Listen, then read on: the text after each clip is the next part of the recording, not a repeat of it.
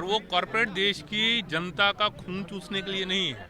आप व्यापार कीजिए, आप उसमें मुनाफा कमाइए, लेकिन जब सरकार की नीतियां सरकारी संसाधनों का दुरुपयोग करते हुए आपका मुनाफा बढ़ाती है, दिक्कत उससे है। किसानी के अंदर या फैक्ट्री के अंदर उसके अंदर जो हिस्सेदारी है आपकी न्यूनतम वेतन और किसान का एमएसपी, वो नहीं बढ़ रहा है, बल्कि जो प्रॉफिट, हम नहीं बोल रहे, इकोनॉमिक सर्वे ऑफ इंडिया हमारा नहीं है, वो उनका है, वो बोल रहा है कि प्रॉफिट 15 साल में उच्चतम के ऊपर चला गया है, वो बढ़ता जा रहा है। दिक्कत उससे है, महंगाई उससे बढ़ रही है। हमने अपने जीवन के अंदर छात्रों की इतनी आत्महत्याएं नहीं देखी थी, वो भी बड़ी है। आम इंसान गुर्बत के चलते जो रास्ता इख्तियार कर रहा है, वो मंदिर की तरफ, मस्जिद की तरफ जा रहा है, और उसके लिए भी उसको ट्रेन मयसर नहीं हो रही है, वहाँ पर भी उसकी मौत हो रही है। कि जो आपके कॉरपोरेट्स आ रहे हैं संसद के अंदर, जिनकी संख्या लगातार बढ़ती जा रही है, उनको तो पता नहीं कि आम इंसान की जिंदगी कैसी है। जिस लोकतंत्र को धन और बल के उपयोग से चुनाव जीतना, जो आपकी इलेक्शन मैनेजमेंट कंपनीज के जरिए आप चुनाव जीत रहे हैं, वो जनता के ना चुनाव हो रहे हैं और ना जनता उसके अंदर अपना सही उम्मीदवार जीत रही है।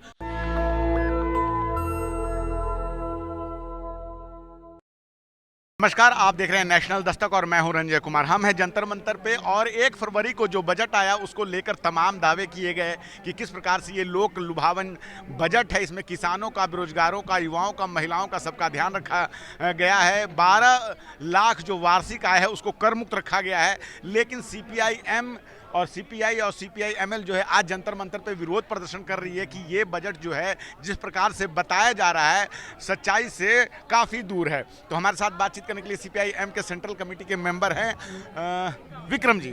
विक्रम जी, क्या कहना चाहेंगे? सरकार तो कह रही है कि बजट बहुत अच्छा और तमाम मीडिया चैनल्स में इस बात को लेकर वाहवाही लूटी गई है। देखिए, नरेंद्र मोदी सरकार की एक ही खासियत है कि वो इवेंट मैनेज करते हैं और बजट को भी एक इवेंट के अंदर कन्वर्ट कर दिए हैं। कोई एक टॉकिंग पॉइंट दे देते हैं जिसको मीडिया टॉकिंग करती है जिसके ऊपर, पर आधारभूत अगर देखें, मेरी देश की जो बेसिक आर्थिकी की समस्याएं हैं उसको ये बजट एड्रेस नहीं करता है। और मूल क्या है कि जब आपकी आर्थिकी संकट में है तो आपको लोगों की क्रय शक्ति बढ़ानी है, आपको एक्सपेंडिचर सरकार का कम करना है, बढ़ाना है। तो ये एक्सपेंडिचर तो आपका सरकार का 2020 से लेकर लगातार कम होता जा रहा है। आपने जो पिछली बार बजट एस्टीमेट थे उतना पैसा भी आप खर्च नहीं कर पाए। मैं इसको तो आपराधिक मानता हूँ।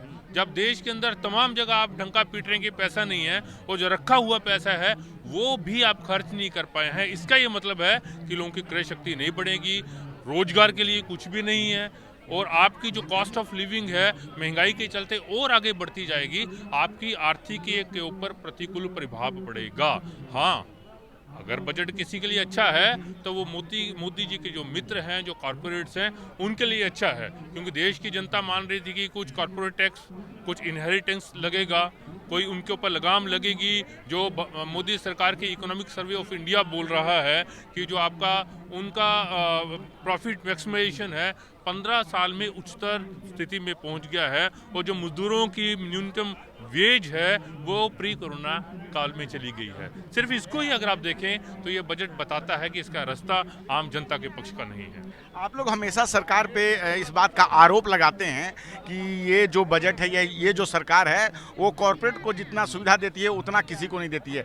लेकिन कॉरपोरेट सेक्टर भी जो है देश के विकास में उतना ही योगदान देता है जितना कि किसान और महिलाएं या और अन्य क्षेत्र के लोग देते हैं। तो ऐसे बार बार कॉरपोरेट सेक्टर को निशाना बनाने के जो आप लोग कहते हैं, तो उसमें सरकार के लोग या सरकार समर्थक लोग जो है काफ़ी आपत्ति करते हैं, उस पर क्या कहना चाहेंगे? देखिए, बिल्कुल सही है, कॉरपोरेट किसी भी देश के अंदर जरूरी है, पर वो कॉरपोरेट देश की जनता का खून चूसने के लिए नहीं है।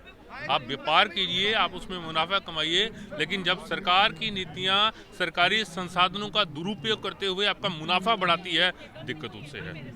आप बोल रहे थे बाकी सेक्टर्स की बात, मैं उदाहरण देता हूं। आपका जो कृषि है, कृषि में जीडीपी का शेयर बढ़ा है, कृषि के अंदर जो एम्प्लॉयमेंट बढ़ी है, पर बजट के अंदर कृषि के लिए क्या है? कम हुआ है ना। बजट कृषि के लिए कम हुआ है। जो आप कारपोरेट के लिए मापदंड है वो कृषि के लिए क्यों नहीं होता है? वो कारपोरेट का, आपके अदानी का जो आपका लोन है वो पूरा आप जो बैंकों का वो आप उसको कम करके वन टाइम सेटलमेंट करते हैं, और जो कृषि के अंदर मजदूर किसान लगे हैं उनका ऋण आप माफ़ी नहीं करते हैं। उनका जो न्यूनतम मांग है कि कम से कम उनकी जो फसल पैदा हो रही है उसका एमएसपी आप दीजिए, जिसकी वायदा किया था सरकार ने, उसके लिए बजट के अंदर कुछ नहीं होता है। आपकी खाद के अंदर जो सब्सिडी थी वो कम की जाती है। आपका जो प्रधानमंत्री की अपनी स्कीम है, जो किसान सम्मान योजना है, जब से चली आई थी तब से लेकर बजट के अंदर एक पैसे की बढ़ोतरी नहीं हुई है। जब से शुरू की है, क्या किसानों देश के अंदर किसानों की संख्या नहीं बढ़ी? क्या महंगाई नहीं बढ़ी?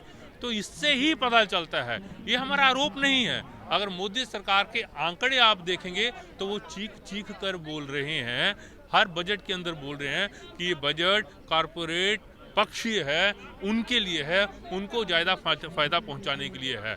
अगर उनके विकास से देश की जनता का भी विकास होता, देश की जनता की क्रय शक्ति बढ़ती, दरअसल आपको तय करना है, सिंपल है कि देश की जनता की क्रय शक्ति बढ़ाते हुए आप मांग को क्रिएट करेंगे और आपने मार्केट को ठीक करेंगे, या कारपोरेट को कंसेशन देकर आप इन्वेस्टमेंट लाएंगे। और पिछले 10 साल ने ये बताया है कि जो दूसरा रास्ता मोदी सरकार बता रही है वो फेल हो रहा है, लगातार फेल हो रहा है। इसलिए हम बोल रहे हैं कि आपको अपना रास्ता बदलना पड़ेगा। लेकिन सरकार के समर्थक या बहुत सारे लोग ग्राउंड पे ये बात को कहते हैं कि किसानों का इस तरह से जो है कृषि लोन या बिजली का जो बिल होता है, बहुत सारी चीज़ माफ़ की जाती है, तो इससे सरकार पे खर्च बढ़ेगा, फिर कैसे देश का विकास होगा? ये एक बहुत बड़ा प्रचार है जो सरकार और ये जो शासक वर्ग के मीडिया के द्वारा किया जाता है। कैसे देश के ऊपर बढ़ेगा? आपकी जो इनपुट कॉस्ट है, जिसको आप बोलते हैं लागत, वो लगातार आपके लिए बढ़ती गई है। जो पहले सरकार जिम्मेवारी लेती थी खाद की, बिजली की, पेस्टिसाइड्स की, इक्विपमेंट्स की, वो तो आपने छोड़ दी ना, उसके कारण कीमत बढ़ी है। अगर वो इनपुट कॉस्ट कम होती तो आपका एमएसपी बढ़ता ही नहीं, आपकी कीमत बढ़ती नहीं ना खाद्यान्न की। उसकी जिम्मेवारी किसकी है? वो सरकार की है, वो सरकार ने बढ़ाई है, वो किसान ने नहीं बढ़ाई है। अगर वो लागत कम होगी तो उसकी जो फसल है उसकी कीमत भी कम होगी, महंगाई नहीं बढ़ेगी। तो आप उसको कंट्रोल नहीं करेंगे, लेकिन पूरे किसानों को बदनाम करने की कोशिश करेंगे, उनकी जायज़ मांग को बदनाम करने की कोशिश करेंगे। यही लोग हैं जब ये बोलते हैं कि मजदूर की अगर दिहाड़ी बढ़ जाएगी तो आपके प्रोडक्ट की कीमत बढ़ जाएगी, पर ये नहीं बता रहे कि जो आज की डेट के अंदर प्रोडक्शन हो रहा है उसके अंदर मुनाफे का हिस्सा लगातार बढ़ता जा रहा है, और जो मजदूर है उसकी मजदूरी का हिस्सा लगातार कम होते जा रहा है। लागत बढ़ती जा रही है लेकिन फायदा कम होता जा रहा है। फायदा कम होता जा रहा है। तो ये जो प्रोडक्शन है, प्रोडक्शन के अंदर हिस्सेदारी किसकी? प्रश्न ये है कि जो पैदावार हो रही है किसानी के अंदर या फैक्ट्री के अंदर, उसके अंदर जो हिस्सेदारी है आपकी न्यूनतम वेतन और किसान का एमएसपी, वो नहीं बढ़ रहा है, बल्कि जो प्रॉफिट, हम नहीं बोल रहे, इकोनॉमिक सर्वे ऑफ इंडिया हमारा नहीं है, वो उनका है, वो बोल रहा है कि प्रॉफिट 15 साल में उच्चतम के ऊपर चला गया है, वो बढ़ता जा रहा है। दिक्कत उससे है, महंगाई उससे बढ़ रही है। महंगाई और जो सब्जी की कीमत बढ़ रही है उससे नहीं बढ़ रही, और उसके अंदर जो हिस्सेदारी है वो कारपोरेट की बढ़ रही है, उससे बढ़ रही है। एमएसपी को लेकर लगातार जो है आप लोग विरोध प्रदर्शन करते हैं, किसान भी लगातार करें, लेकिन सरकार का कहना है कि हम खरीदते तो एमएसपी पे ही हैं, तो फिर गारंटी किस लिए? ये बहुत मज़ेदार चीज़ है। सरकार जो पहली बात एमएसपी घोषित करती है, वो जो स्वामीनाथन कमीशन ने बोला था C2+50, मतलब कि लागत प्लस उसका 50% उस पर नहीं करती है। ये एएल जो एक्चुअल लेबर है उसमें बड़ी सारी चीज़ें नहीं जोड़ते हैं, और उसको अगर आप देखेंगे तो सामान्य तौर पर धान के अंदर एवरेज वो 900 रुपया कम होता है अगर C2+50 से करे। तो ये अपने आप में बताने के लिए एमएसपी है, पर एमएसपी ये नहीं है, उसके अंदर बहुत कम है उसका। एक दूसरा, जो सरकार बोलती है कि खरीदती है, तो कितना % खरीदती है? सरकारी आंकड़े ये बोलते हैं कि कुल मिलाकर पंजाब, हरियाणा और वेस्टर्न यूपी के कुछ हिस्सों में उस पर खरीदारी होती है, बाकी कोई तो नहीं होती है। किसान क्या बोल रहे हैं? यही तो किसान बोल रहे हैं। हम मान लेते हैं सरकार सही है, तब आपको दिक्कत क्या है कानून लाने के ऊपर कि एमएसपी और एमएसपी के ऊपर खरीद होगी? आप कानून लेके आइए, अगर आप करते ही हैं तो उस पर कानून लाने की दिक्कत नहीं है ना, पर वो नहीं होती है। वो एक प्रचार का तरीका है जो जनता को गुमराह करने के लिए और किसानों को बदनाम करने के लिए है। ये असल में एमएसपी नहीं है और उसके ऊपर खरीद भी नहीं है। एक सवाल सर आखिरी, अमृतकाल चल रहा है, लगातार सरकार प्रचारित कर रही है। बिल्कुल अमृतकाल है। अमृतकाल है अदानी जी का, अंबानी जी का, जिनकी संपत्ति बढ़ रही है। आम इंसान गुर्बत के अंदर है, भारत के अंदर भूखमरी बढ़ रही है। मजदूरों, किसानों, हमने अपने जीवन के अंदर छात्रों की इतनी आत्महत्याएं नहीं देखी थी, वो भी बड़ी है। आम इंसान गुर्बत के चलते जो रास्ता इख्तियार कर रहा है वो मंदिर की तरफ, मस्जिद की तरफ जा रहा है और उसके लिए भी उसको ट्रेन मयसर नहीं हो रही है, वहाँ पर भी उसकी मौत हो रही है। अगर ये अमृतकाल है तो मेरी देश की जनता का नहीं है, मेरे देश के कारपोरेट्स का जरूरी है। और मैं बिल्कुल सही मानता हूँ कि मोदी जी ठीक बोल रहे हैं, क्योंकि मोदी जी उनके लिए शासन कर रहे हैं, मेरे देश की जनता के लिए शासन नहीं कर रहे हैं।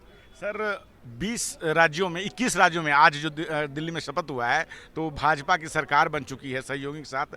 14 राज्यों में तो उनकी खुद की सरकार है और आप कह रहे हैं कि अमृतकाल नहीं है, तो आखिर इतनी जो है लगातार उनकी जीतें क्यों हो रही है? आखिर जनता तो उनका साथ दे रही है। ये जो चुनाव होते हैं उसके अंदर आप इलेक्शन कमीशन के फिगर्स ही देखिए, जितना धन का उपयोग होता है उसमें, उस धन के उपयोग से जिस तरह से इलेक्शन मैनेज होते हैं तो वो सही लोकतंत्र नहीं है। इसलिए हम बोलते हैं कि इलेक्टोरल रिफॉर्म्स की ज़रूरत है, जहाँ पर जो धन है चुनाव लड़ने के लिए सरकार दे, इक्वल दे, सबको मौका दे। मैं बड़ा सीधा सा प्रश्न पूछता हूँ यहाँ पर कि जो आपके कॉरपोरेट्स आ रहे हैं संसद के अंदर, जिनकी संख्या लगातार बढ़ती जा रही है, उनको तो पता नहीं कि आम इंसान की ज़िंदगी कैसी है। वो वहाँ पे पहुँच रहे हैं, आम इंसान नहीं पहुँच रहे हैं। और इस जो लोकतंत्र है, जिस लोकतंत्र को धन और बल के उपयोग से चुनाव जीतना, जो आपकी इलेक्शन मैनेजमेंट कंपनीज के जरिए आप चुनाव जीत रहे हैं, वो जनता के ना चुनाव हो रहे हैं और ना जनता उसके अंदर अपना सही उम्मीदवार जीत रही है। मैं इसके अंदर सांप्रदायिकता और जाति की अभी बात नहीं कर रहा हूँ। अगर उसको आप जोड़ दें तो वो कॉर्पोरेट कम्युनल नेक्सस इतना मजबूत है जो जनता के अंदर परसेप्शन क्रिएट करता है और वो वोट लेता है। जब आप वोट लेते हैं तो आपको हमारे जनवाद के अंदर जो फर्स्ट पास द पोस्ट है, ये मेजॉरिटी नहीं है, हम सब जानते हैं ना कि 4 उम्मीदवार के अंदर आप अल्पमत के संदर्भ भी चुनाव जीतते हैं। वो जो फ्लॉस हैं लोकतंत्र के अंदर, वो ख़त्म करना और लोगों को सशक्त बनाना, शिक्षित बनाना कि चुनाव मैनिफेस्टो के ऊपर, नीतियों के ऊपर हो। अगर ऐसा हो तो मोदी जी आर्थिक नीतियों के ऊपर किसानों और मजदूरों से पहले ही हार चुके हैं, जब उन्होंने आर्थिक नीतियां मजबूरी में वापस लेनी पड़ी। वो अगर चुनाव का रिफ्लेक्शन नहीं है तो वो क्या है? तो ये सही बोल रहे हैं कि अब उनका देश के अंदर 21 राज्यों के अंदर उनकी सरकार है, पर फिर मैं बोल रहा हूँ कि वो सरकारें जनता के लिए काम नहीं करती। चुनावी सुधार की बात अभी आपने की बातचीत के दौर में, और चुनाव सुधार की बात जब भाजपा करती है, 1 नेशन 1 इलेक्शन, तब आप ही लोग आपत्ति उठाते हैं। देखिए, जो सुधार होता है वो बेहतरी के लिए होता है, वो पीछे जाने के लिए नहीं होता। जो सुधार होता है जमहूरियत को मजबूत करने के लिए होता है। आप फेडरल नेशन को एक यूनिटरी नेशन के अंदर तब्दील करने के लिए नहीं होता है। आप 1 नेशन 1 इलेक्शन के जरिए क्या बोलना चाह रहे हैं कि मान लीजिए खर्चे कम होंगे ना कई राज्यों के जो चुनाव होते हैं लगातार। उदाहरण दे रहा हूँ मैं अभी आपको। अगर यूपी के अंदर और केंद्र के अंदर इकट्ठी सरकार बनती है और यूपी के अंदर 2 साल के बाद सरकार अल्पमत में चली जाती है तो क्या होगा? आप चुनाव नहीं करवाएंगे 3 साल के लिए, या करवाएंगे?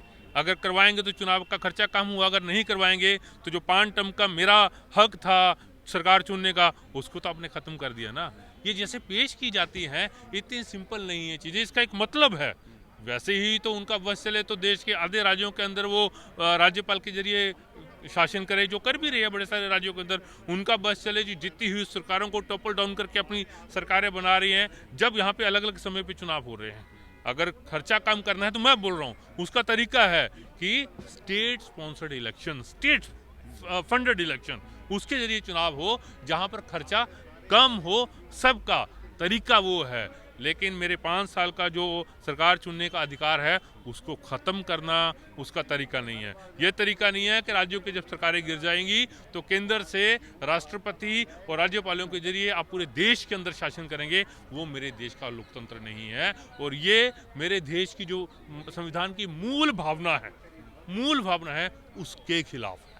उसके खिलाफ है जो सरकार बहाना बनाकर उसके अंदर छेड़छाड़ करना चाहती है। जब इसको एक बार बदल दिया तब कोई लिमिट नहीं है, वो कहाँ पे रुकेगा, ये चाहती है सरकार। विक्रम जी, आपने हमसे बात की, बहुत बहुत शुक्रिया। बहुत सारा धन्यवाद। तो हमारे साथ बातचीत कर रहे थे सीपीआई-एम के दिल्ली सेक्रेटरी विक्रम जी, और विक्रम जी ने बताया कि किस प्रकार से बजट में खामियां हैं, किस प्रकार से किसानों की जो है लागत बढ़ती जा रही है, इनपुट उनका बढ़ता जा रहा है, लेकिन उस लागत के हिसाब से उनको फ़ायदा नहीं मिल रहा है। सरकार इस बात को तो प्रचारित करती है कि एमएसपी पे खरीद रही है, लेकिन किस मूल्य पर खरीद रही है और कितना खरीद रही है ये नहीं बताती है। साथ ही उन्होंने एक नेशन वन नेशन और वन इलेक्शन पर भी बात की। आप क्या सोचते हैं? आप अपनी राय हमें ज़रूर बताएं।